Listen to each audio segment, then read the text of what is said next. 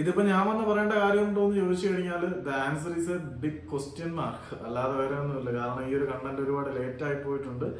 ഇന്ന് നിങ്ങളത് അറിയുമ്പോഴത്തേക്കും മത്സരമൊക്കെ തുടങ്ങിയിട്ടുണ്ടായിരിക്കും. ഇന്ത്യയും കുവൈറ്റും തമ്മിലുള്ള വേൾഡ് കപ്പ് യോഗ്യതാ റൗണ്ട് മത്സരം. അത് ഇന്ത്യയും കുവൈറ്റും തമ്മിലുള്ള വേൾഡ് കപ്പ് യോഗ്യതാ റൗണ്ട് മത്സരം എന്നതിനെക്കാട്ടി ഉപരിയായിട്ട് ശ്രദ്ധിക്കപ്പെടാനുള്ള കാരണം ഇന്ത്യൻ ഫുട്ബോൾ ടീമിന്റെ ലെജൻഡായിട്ടുള്ള സുനിൽ ഛേത്രിയുടെ വിടവാങ്ങൽ മത്സരം എന്ന നിലയിലാണ്.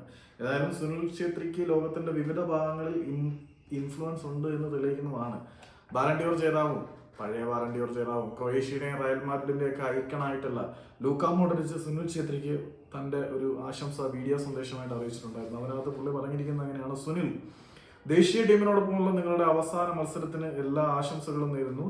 അഭിനന്ദനങ്ങൾ, നിങ്ങൾ ഫുട്ബോളിൽ ഒരു ഇതിഹാസമാണ്. പിന്നെ പറഞ്ഞിരിക്കുന്നത്, സുനിലും ഇന്ത്യൻ ടീമും അദ്ദേഹത്തിന്റെ അവസാന മത്സരം സവിശേഷവും അവിസ്മരണീയവുമാക്കുമെന്ന് ഞാൻ വിശ്വസിക്കുന്നു. നിങ്ങളുടെ ക്യാപ്റ്റന് വിജയാശംസകൾ. ക്രൊയേഷ്യയിൽ നിന്നുള്ള എല്ലാ ആശംസകളും സ്നേഹവും ഞാൻ നിങ്ങൾക്കായി നേരുന്നു എന്നാണ് ലൂക്കാ മോഡ്രിച്ച് പറഞ്ഞിരിക്കുന്നത്. വേറെ ഒന്നുമല്ല, ഇഗോസ്റ്റി മാച്ചും ലൂക്കാ മോഡ്രിച്ചും തമ്മിൽ നല്ല ബന്ധമാണുള്ളത്. ഇന്ത്യൻ ഫുട്ബോൾ ടീം പരിശീലകനായിട്ടുള്ള ഇഗോസ്റ്റി മാച്ചും ലൂക്കാ മോഡ്രിച്ചും തമ്മിൽ വളരെ നല്ല ബന്ധമാണ്. ആ ഒരു ബന്ധത്തിന്റെ ഔട്ട്പുട്ടായിട്ട് നമുക്ക് ഈ ലൂക്കയുടെ മെസ്സേജിനെ വിശേഷിപ്പിക്കാം. അതായത് സുനിൽ ഛേത്രിയുടെ വിടവാങ്ങൽ മത്സരത്തിന് ലൂക്കാ മോഡ്രിച്ചിനെ പോലെ ഒരു താരത്തിൽ നിന്നും അഭിനന്ദനം വരുന്നുണ്ടെങ്കിൽ അത് ചെറിയ കാര്യമല്ല.